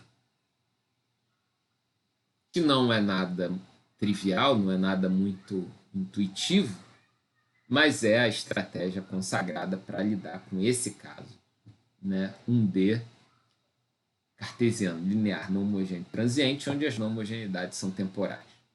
Então, a gente vai pegar uma parcela, né, associada a essa não homogeneidade φ0, outra parcela associada à não homogeneidade φ1 e um termo que combina as outras coisas, né, de forma combinada, né, para ver o que acontece. Pela própria estrutura, se aqui a gente tem as não homogeneidades, pelo menos associadas às condições de contorno, vamos ver o que vai restar para esse termo daqui. Né? Percebam também uma decomposição que a gente já está fazendo aqui, né, em termos de um T0x e um T1x associado ao φ0 e ao φ1. Algo assim que costuma ser comum, tá? numa avaliação referente a esse tipo de tópico assim da matéria, né, é o seguinte: dado um problema, né, uma determinada situação, às vezes traduzido no enunciado, né, ou seja, você vai ter que montar o problema, identificar as condições de contorno, se tem ou não tem termo-fonte, essas coisas todas. Você vai ter que identificar qual caso desses que a gente está lidando, né? Como se a gente tivesse uma espécie de catálogo de casos. Ah, não, olha só, esse caso aqui é o 1D linear não homogêneo com a transiente com as não homogeneidades dependentes da variável x. Ah, não, esse aqui é com a variável... Então, uma vez que você identifique o caso, você já sabe qual vai ser a estratégia que você vai utilizar. Então, isso é algo que a gente espera, né? Que você, ao ver o problema, faz. Isso aí eu já sei o que eu preciso fazer. Tem que fazer aquela decomposição assim, assim, assado. Né? É isso, essa é a ideia. Tá? Então, estudem nessa direção, para vocês se prepararem assim de forma imediata a identificar o caso e reconhecer a estratégia. Você vê que são da aula da nosso encontro passado para hoje, a gente vai fechar basicamente 5 casos, né? 1D linear homogêneo transiente, 1D linear não homogêneo transiente, não homogeneidades espaciais, 2D cartesiano linear homogêneo transiente, 2D cartesiano linear não homogêneo permanente, e agora esse daí com as não homogeneidades temporais. Tá? Então, é aí, logicamente, juntar essas coisas em casos combinados. Bom, então, aplicando na EDP, né? Usando essa estratégia que a gente tem, vamos aplicar na EDP e ver o que nos resta. Ficou grande a expressão, sinto muito, mas tem muito o que fazer. Né? A gente joga aquilo ali e vai jogando para o lado de fora das derivadas, o que não depende de cada variável, t ou x. Né? Então, ficamos com essa expressão do jeito que está. A gente tem derivada do φ0, derivada do φ1, derivada do θzão, né? E a mesma coisa aqui, derivada de t, t0, t1 e do θzão. Só o θzão depende de t e x. Né? Isso já é um indicativo do que a gente precisa fazer nessa reorganização. Por conta desse camarada aqui, a gente vai ter que fazer uma reorganizaçãozinha. Tá? A gente vai pegar esse camarada aqui. Esse é um passo importante desse procedimento. É fazer um G ponto asterisco que reúne essas não homogeneidades. Tá? Então, vou juntar esse com esses dois e aglutinar num termo só, o G asterisco. Para quê? Para que a gente consiga estabelecer essas equações aqui a serem resolvidas. Tá? Uma equação para o T0, outra para o T1, e essa daqui para o θzão. Se você olhar um problema como esse, né, já é bem mais simpático a ser resolvido, em especial se tiver algumas particularidades na forma das nossas não homogeneidades. Mas, bom, vamos vendo aí o que acontece. Então, das nossas condições de contorno lá para x igual a zero, olha o que a gente tem. Aquela condição de contorno geral, mas obviamente dependente do tempo. Né? A gente tem esse tempo. Substituindo a nossa decomposição, né? A gente chega nesse pacote de coisas, né? Então, note aqui, ó, eu tenho isso aqui referente ao φ0, tenho esse aqui referente ao φ1, tenho esse aqui referente ao θzão, né? E vou jogar esse aqui do θ0 junto dos outros azuis, tá? Então, vou juntar essas coisas. E, obviamente, eu vou fazer o mesmo para outra condição de contorno. Vou quebrar para cada componente dessas, como eu marquei aqui, nesse padrão RGB, né? Vermelho, azul e verde, para os problemas para T0, T1 e θzão. Né? Do mesmo jeito como a gente fez aqui, a gente vai aplicar a nossa estrutura, a nossa estratégia de solução, ver os termos que são compatíveis em função de φ0, φ1 e θ, né? E separar em problemas diferentes. Então, a gente tem esse e esse. Olhem, né, as particularidades. Esse daqui, para o nosso φ0, referente ao T0. Esse daqui, no lado x igual a zero, né, do nosso domínio. Mesma condição aqui desse lado e aqui do θ. E aqui para o x igual a L. Chegamos a essas relações. Simplesmente aplicação e separação, né? Mas aí você pode, se ainda tem alguma energia no teu corpo, você pode prestar atenção nessas relações que nós temos aqui e identificar o seguinte. Olha só, olhando essa expressão aqui de cima, o meu φ0 ele não pode ser nulo, né? Porque senão perde a graça ali do que a gente está querendo fazer. Então, eu posso cancelar esses termos aqui, né? Simplificando, e da mesma forma aqui embaixo. Né? E aqui também tem coisas parecidas, o meu φ1 pode ser zero e tal. Então, eu posso dar uma limpada, né, nessas relações que nós encontramos, de forma a chegar em coisas um pouco mais compactas. Né? E agora a gente precisa, depois dessa limpeza, né, lembrar que a gente tem uma condição inicial do que a gente está chamando de subproblema transiente. O que é o subproblema transiente? Uma vez que a gente fez essa limpada aqui, vamos dar uma olhada aqui na nossa estrutura da solução. Opa, voltar aqui na estrutura. Quando a gente fez essa decomposição, a gente guardou aqui para esse θzão, uma dependência de x e t. A gente vai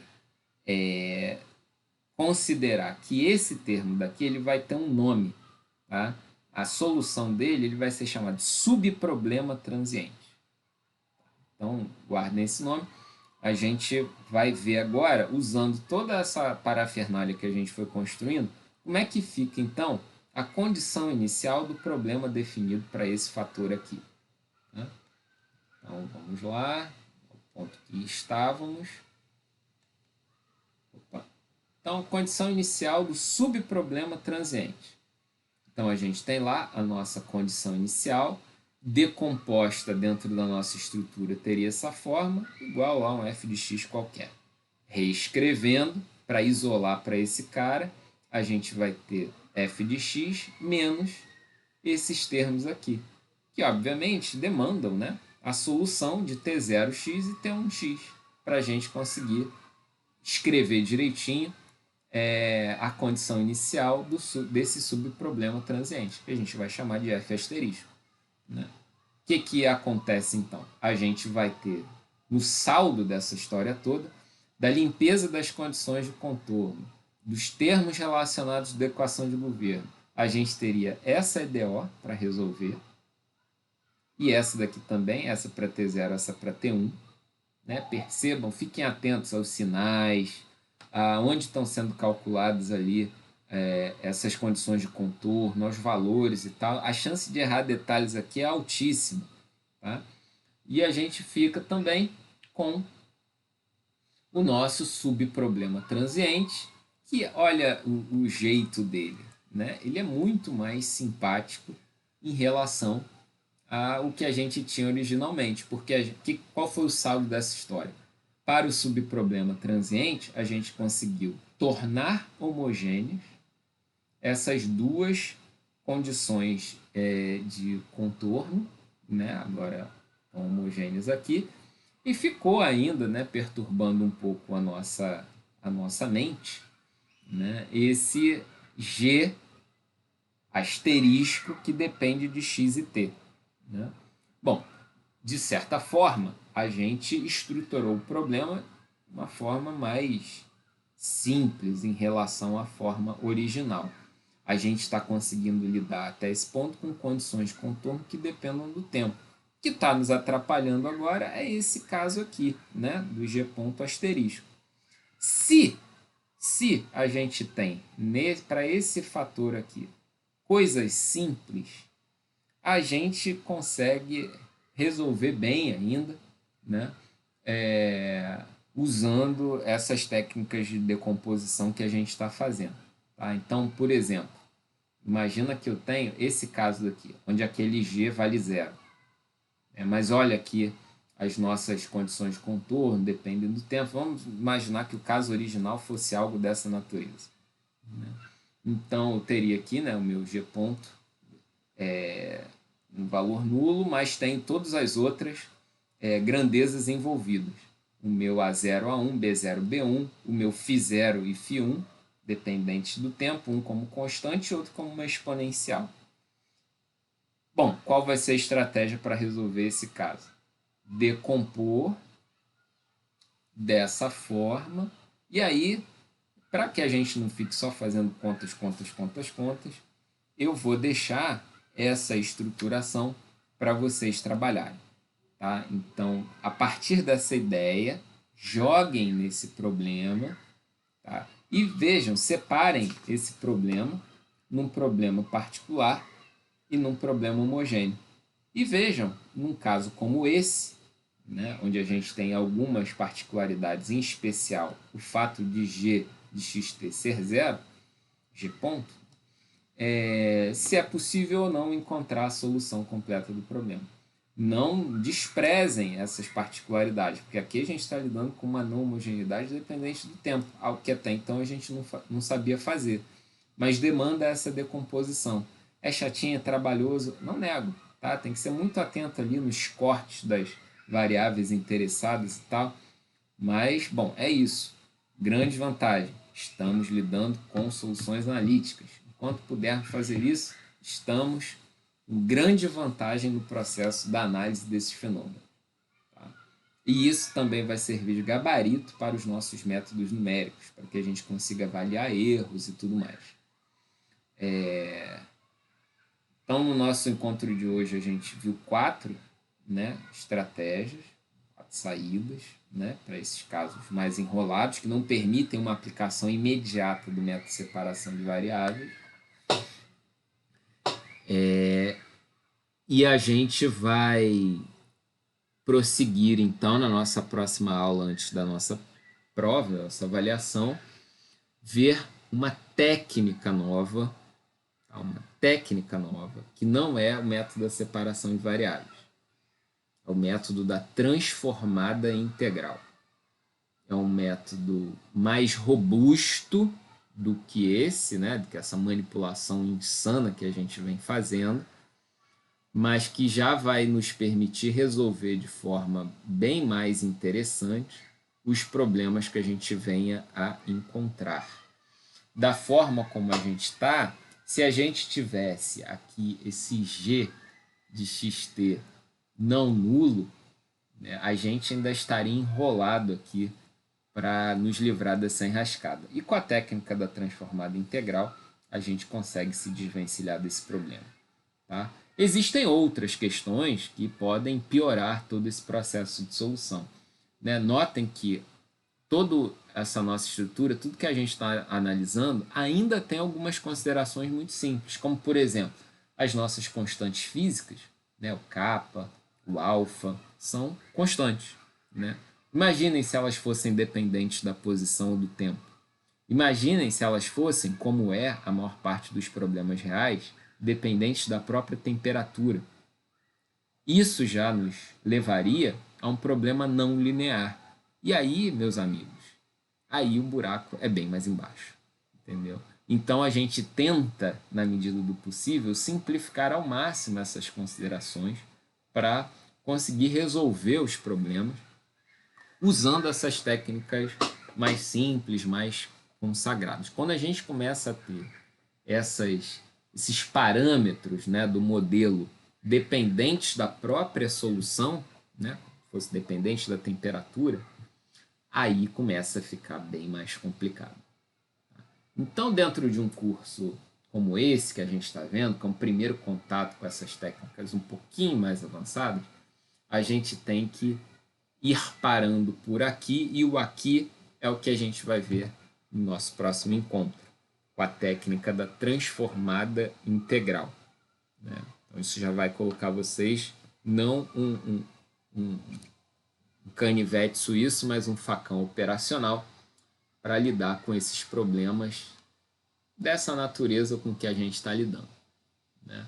É um negócio bem interessante que, por exemplo, tem um aluno, né, orientado de mestrado que está fazendo o trabalho dele usando essa técnica da transformada integral. É suficiente para o caso que ele está analisando. Né? Existem ainda outras técnicas mais robustas, maiores ainda, mais amplas do que a transformada integral, que a gente vai aprender. Só para ilustrar, transformada integral generalizada. Né? Então, prever a aplicação de filtros nas soluções e tal, uma coisa bem particular que demanda um esforço maior de treinamento para dominar a técnica. Né? A gente, infelizmente, não tem tempo para ver essa transformada generalizada, mas porque a gente precisa atacar os problemas numéricos, né? Os métodos numéricos para resolver esses problemas. Bom, pergunto então aos senhores, né, se até esse ponto, se ficou alguma questão, algum comentário, observação, crítica, elogio, aproveite que a ouvidoria está aberta para deixar o seu comentário, deixar a sua opinião, se quiser recitar uma poesia também, é o momento, né? Estamos abertos aí aos comentários de vocês, obviamente, se vocês. Diga aí. Diga aí, Flint.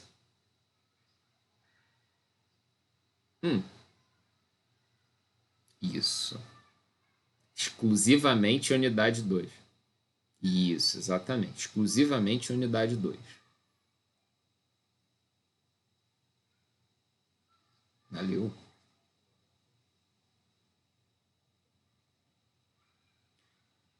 Mais alguma coisa? Galdar Medeiros, Fernanda Ferro, Beatriz, irmão da Beatriz. Alguma dúvida? Alguma questão? Beleza, Galdar. Vocês têm aula de quê agora? Fala aí, Beatriz. Ah, tá. Você ficou com alguma dúvida? Uhum.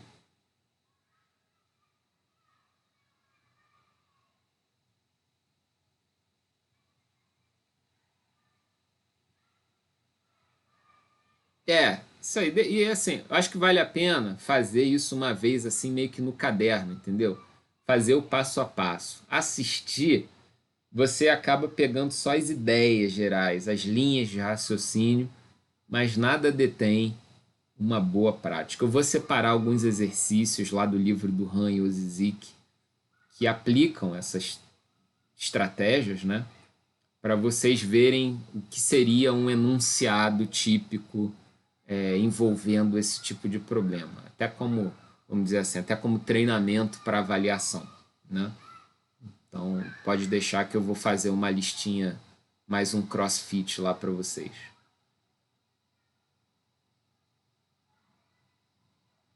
Hum,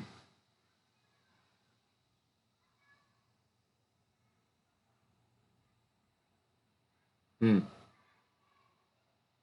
hum. Desculpa, você pode repetir? Eu não entendi. Lá da aula passada, tá um pouco abafado assim tua voz. Tá melhor.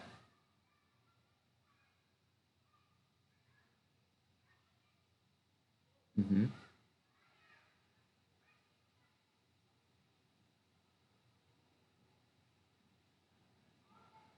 Ah, tá. Bom, eu vou ver. Foi gravada por cima?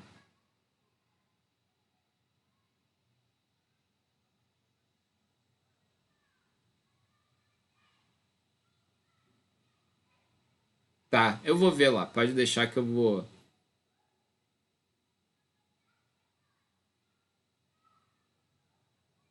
Tá bom, pode deixar, eu vou prestar atenção nisso. Pode deixar.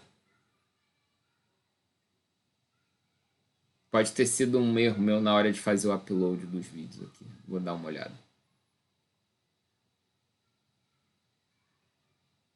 Alguém mais? Ferro, Fernanda, Medeiros, certo? Beleza. Beleza. Então, bom, se está tudo certo, né? Não tem nada errado, né? Por consequência. Então, fica a saudade, né? De uma semana para nos reencontrarmos felizes e contentes no nosso próximo dia 2 de outubro, às 8h30 da manhã, quando veremos a técnica da transformada integral. Beleza, minha gente? Que vocês tenham uma aula explosiva na sequência e um final de semana também explosivo na medida do possível, tomando os cuidados, usando mascarinha, né? E arrumando a cama, hein, Fernando? Arruma a cama. A cama da Fernanda parece a definição de detonação, né? Não, foi o que foi visto aqui, né? A gente só está relatando as imagens. Foi quase o que aconteceu no Líbano.